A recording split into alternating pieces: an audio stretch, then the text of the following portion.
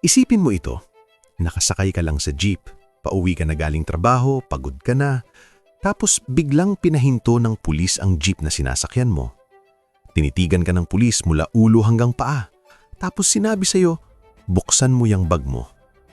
Wala kang ginagawang masama, pasahero ka lang.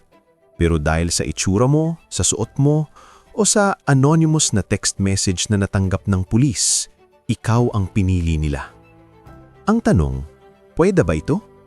May karapatan ba ang pulis na halughugin ka ng walang warrant dahil lang sa chismis o text message mula sa hindi kilalang tao? Ayon sa Supreme Court ng Pilipinas, ang sagot ay malinaw. Hindi. Hindi ito pwede. At sa video na ito, ikukwento ko sa inyo ang totoong nangyari sa isang lalaki na nakulong dahil sa isang text message lang mula sa hindi kilalang tao pero pinalaya ng pinakamataas na hukuman ng bansa. Ang kasong ito ay hinuhukay namin mula sa opisyal na record ng Supreme Court ng Pilipinas, People of the Philippines versus Jerry Sapla, GR number 244045 na dinesisyonan noong June 16, 2020 ng buong Supreme Court en banc, 11 justices laban sa 3. Lahat ng detalye na maririnig ninyo sa video na ito ay nanggaling sa opisyal na desisyon ng korte. Hindi ito gawa-gawa, hindi ito chismis. Ito ay tunay na nangyari at tunay na dinesisyonan ng pinakamataas na hukuman ng Pilipinas. Kilalanin natin si Jerry Sapla, isang ordinaryong Pilipino mula sa probinsya. Noong January 10, 2014, isang ordinaryong araw lamang iyon para kay Jerry. Nasa Tabuk City siya sa probinsya ng Kalinga at may lakad siya papuntang Roxas, Isabela. Gaya ng milyong-milyong Pilipino na araw-araw na sumasakay sa pampublikong sasakyan, sumakay si Jerry sa isang passenger jeepney na papuntang Roxas, Isabela. Umupo siya, tahimik lang, kasama ang iba pang mga pasahero. Pero habang naghihintay si Jerry ng biyahe, may ibang nangyayari sa kabilang panig. Noong bandang alas 11:30 ng umaga, tumanggap ang mga pulis ng Regional Public Safety Battalion sa Tabuk City ng isang tawag mula sa isang hindi kilalang tao. Sinabi ng anonymous na tumatawag na may isang lalaki raw na magtra-transport ng marijuana mula Kalinga papuntang Isabela. Walang pangalan, walang detalye, walang patunay. Isang tawag lang mula sa hindi kilalang boses. Pagkatapos ng 1 oras at kalahati, bandang 1:00 ng hapon, may dumating na text message sa tinatawag nilang RPSB hotline. Pero eto ang unang problema. Ang cellphone na tumanggap ng text ay hindi opisyal na cellphone ng gobyerno. Personal na cellphone ito ng isang pulis. Ano ang laman ng text? Ang sabi, ang suspect ay nakasuot raw ng puting polo na may berdeng guhit, pulang ball cap, may dalang asul na sako at nakasakay sa jeepney na may plate number AYA-270 papuntang Roxas, Isabela. Ito lang ang basehan ng lahat ng mga susunod na mangyayari kay Jerry Sapla. Agad na nag-organisa ang mga pulis ng isang joint checkpoint sa Talaca kasama ang Provincial Anti-Illegal Drugs Task Group. Lahat ito ay dahil lang sa isang text message mula sa hindi kilalang tao na hindi man lang na-verify o na-record sa blotter. Ang namamahala sa operasyon ay sina PO3 Labutan bilang arresting officer at PO2 Mabyasan bilang seizing officer. Naghintay sila sa checkpoint, hawak ang deskripsyon mula sa anonymous na text. Bandang 1:20 ng hapon, dumating ang isang passenger jeepney. Tiningnan ng mga pulis ang plate number, AYA-270, pareho sa text message. Pinahinto nila ang jeep at pinatabi sa gilid ng kalsada. Lumapit sina PO3 Labutan at PO2 Mabyasan sa loob ng jeepney at doon nakita nila ang isang lalaki na nakasuot ng puting polo na may berdeng guhit, pulang ball cap at sa harap niya ay may isang asul na saho. Katugma ng deskripsyon mula sa text message. Si Jerry Sapla ang lalaking iyon. Nakaupo lang siya doon. Walang ginagawang kahinahinala, walang ginagawang krimen sa harap ng mga pulis. Pasahero lang siya ng naturang jeep. Nilapitan siya ng mga pulis at tinanong kung kanya ba ang asul na sako sa harap niya. Ayon sa mga pulis, sinabi raw ni Jerry na oo, kanya iyon. Pero ayon naman kay Jerry sa korte, kailanman ay hindi niya inamin yon at wala siyang dala na kahit anong sako nang sumakay siya sa jeep. Pagkatapos, sinabi ng mga pulis kay Jerry na buksan ang sako at dito mapapansin ang isang napakahalagang detalye. Ayon mismo sa testimonya ng mga pulis sa korte, nag-hesitate si Jerry. Hindi siya agad pumayag. Pero sa harap ng mga armadong pulis, sa gitna ng checkpoint, ano ang magagawa mo? Binuksan niya ang sako. Sa loob ng sako ay may 4 na brick ng pinatuyong marijuana na tumitimbang ng halos 4 na kilo. Agad na inaresto si Jerry Sapla. Mula sa pagiging ordinaryong pasahero, naging suspek siya sa isang drug case na maaaring magpakulong sa kanya ng habang buhay. Dinala siya sa presinto at sinampahan ng kaso sa ilalim ng Republic Act 9165, ang Comprehensive Dangerous Drugs Act. Ang posibleng parusa ay habang buhay na pagkakakulong at multa na aabot sa 10 hanggang 15 milyong piso. Pansinin ninyo ang nangyari dito. Walang search warrant, walang arrest warrant, walang ebidensya laban kay Jerry, maliban sa isang text message mula sa isang hindi kilalang tao. Sa ilalim ng Article 3, Section 2 ng ating konstitusyon, ang karapatan ng bawat Pilipino na hindi basta-basta hahalubahugin o aarestuhin ay inviolable, hindi pwedeng labagin. Kailangan ng warrant mula sa hukom, maliban sa ilang partikular na sitwasyon na pinapayagan ng batas. Dinala ang kaso ni Jerry sa Regional Trial Court ng Tabuk City. Doon, ipinaglaban niya ang kanyang karapatan. Sinabi niya sa korte na wala siyang dalang sako nang sumakay siya sa jeep. Ang marijuana ay hindi kanya at pinili lang siya ng mga pulis dahil katugma siya ng deskripsyon. Pero sa harap ng testimonya ng mga pulis laban sa salita ng isang ordinaryong tao, sino ang paniniwalaan ng korte? Noong January 9, 2017, hinatulang guilty si Jerry Sapla. 3 taon siyang naghintay ng desisyon at ang hatol ay pagkakakulong. Dahil sa isang text message mula sa hindi kilalang tao, nawala ang kalayaan ng isang Pilipino. Hindi sumuko si Jerry. Nag-apela siya sa Court of Appeals. Pero noong April 24, 2018, kinumpirma ng Court of Appeals ang desisyon ng trial court. Guilty pa rin. Ayon sa Court of Appeals, sapat na raw ang tip ng informant para magkaroon ng probable cause ang mga pulis. 2 korte na ang nagsasabing guilty siya. Para sa karamihan, dito na ang katapusan. Pero si Jerry Sapla ay hindi tumigil. Ginawa niya ang huling hakbang na pwede niyang gawin sa ilalim ng batas. Umapela siya sa Supreme Court ng Pilipinas. At dito, nagbago ang lahat.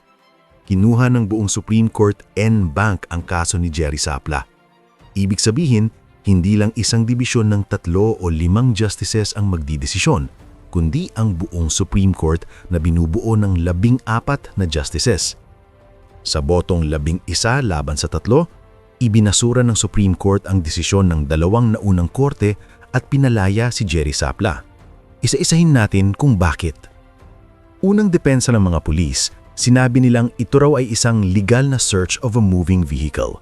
Alam naman natin na sa mga checkpoint, may karapatan ng pulis na mag-inspeksyon ng sasakyan. Pero sinabi ng Supreme Court, hindi ito angkop sa kaso ni Jerry. Bakit? Dahil ang target ng halughog ay hindi ang jeepney. Ang target ay si Jerry mismo, ang tao na nakasuot ng damit na katugma ng deskripsyon sa text. Sinabi ng korte na kung papayagan ito, magbubukas ito ng pinto sa walang habas na warrantless searches sa kahit sinong pasahero at sa kahit anong sasakyan basta may anonymous na tip.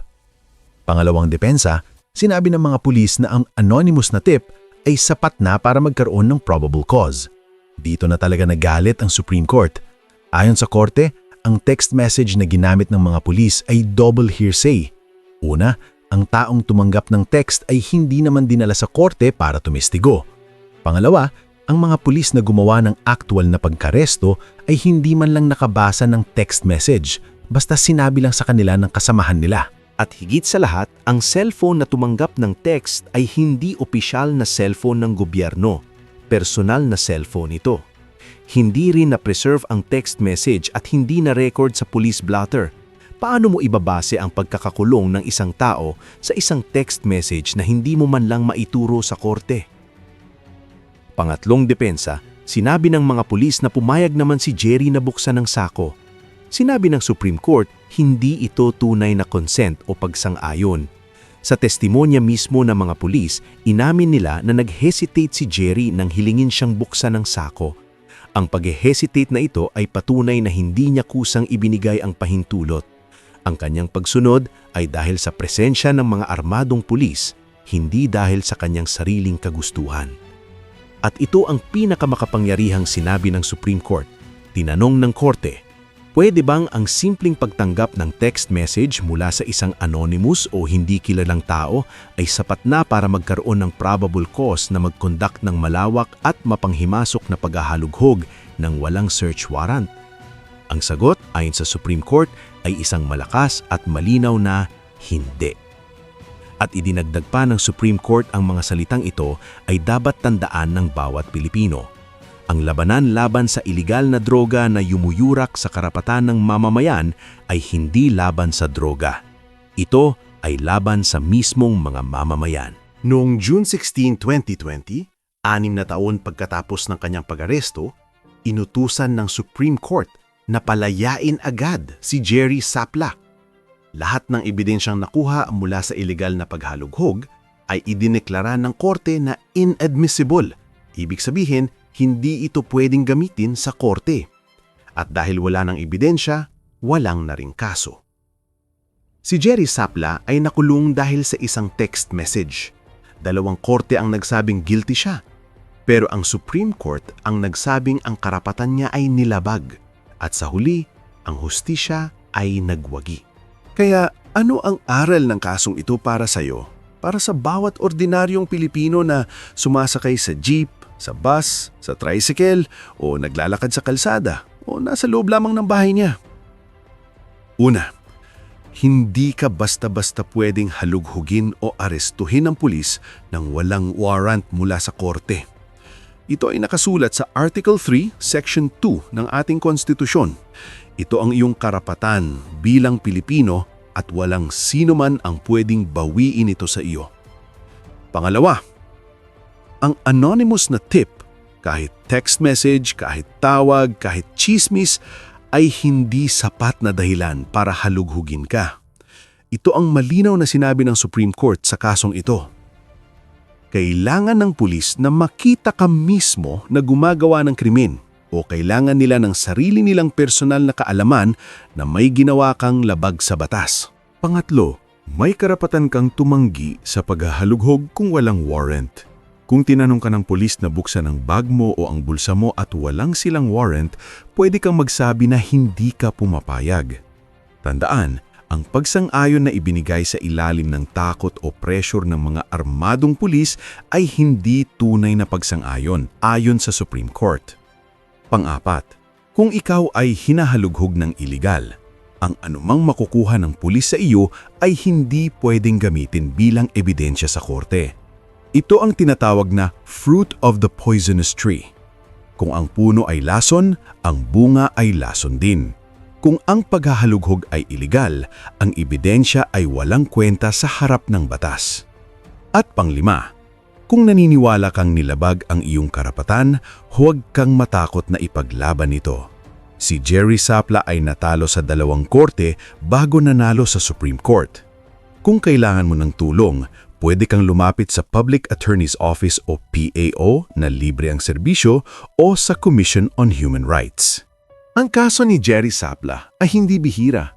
Araw-araw sa buong Pilipinas, may mga Pilipino na hinaharang sa checkpoint, pinapabuksan ng bag, pinapahubad ng jacket at tinatanong ng walang katapusang mga katanungan. Karamihan sa kanila ay sumusunod dahil natatakot, hindi dahil alam nilang kailangan nilang sumunod. Pero pagkatapos ng kasong ito, malinaw na ang sinabi ng pinakamataas na hukuman ng ating bansa. Ang paglaban sa krimen ay hindi pwedeng gawin sa pamamagitan ng paglabag sa karapatan ng mamamayan. Ang konstitusyon ay hindi lang para sa mga abogado at mga hukom. Ito ay para sa bawat isa sa atin. Ikaw, may naranasan ka na bang ganito? Hinuli ka na ba ng pulis ng walang dahilan? Hinalughog ka ba sa checkpoint kahit wala kang ginagawang masama? Ikwento mo sa comments. Ang bawat kwento mo ay mahalaga dahil baka may iba pang nakakaranas ng ganito na hindi alam kung ano ang karapatan nila. Kung may kakilala ka na kailangang malaman ang karapatan niya, i-share mo ang video na ito.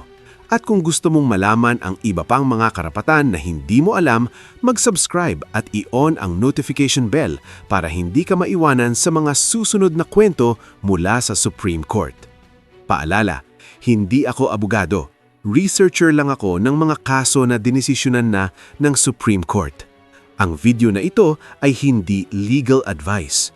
Kung may legal na problema ka, kumonsulta sa abogado o pumunta sa Public Attorney's Office na libre ang serbisyo para sa mga nangangailangan. Hanggang sa susunod na kaso, tandaan, ang batas ay para sa lahat at ang karapatan mo ay hindi pwedeng bawiin ng kahit sino man.